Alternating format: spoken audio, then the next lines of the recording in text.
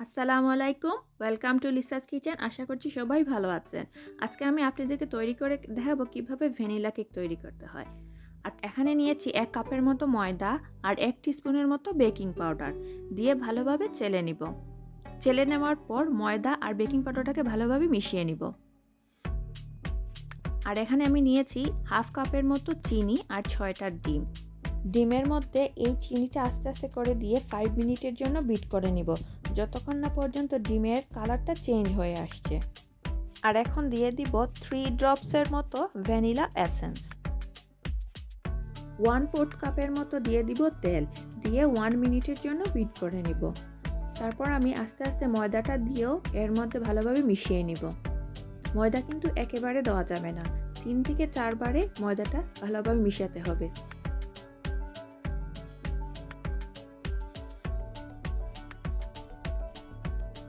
এখন এই কেকের মোল্ডের মধ্যে এই বাটারটা ঢেলে দিব। আর আমি ওভেনটাকে 130 ডিগ্রি সেলসিয়াসে 25 মিনিট আগে প্রিহিট করে নিয়েছি।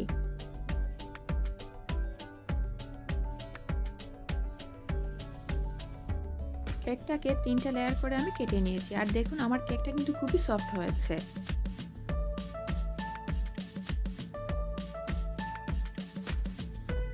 এখন আমি কেকের জন্য ক্রিমটাও তৈরি করে নিব।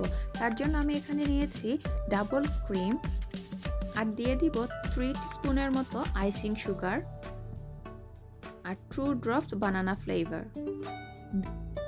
5 থেকে 6 মিনিটের জন্য বিট করে নিব, যতক্ষণ না পর্যন্ত ক্রিমে পরিণত হচ্ছে। আর এই দেখুন আমার ক্রিমটাও তৈরি হয়ে গিয়েছে।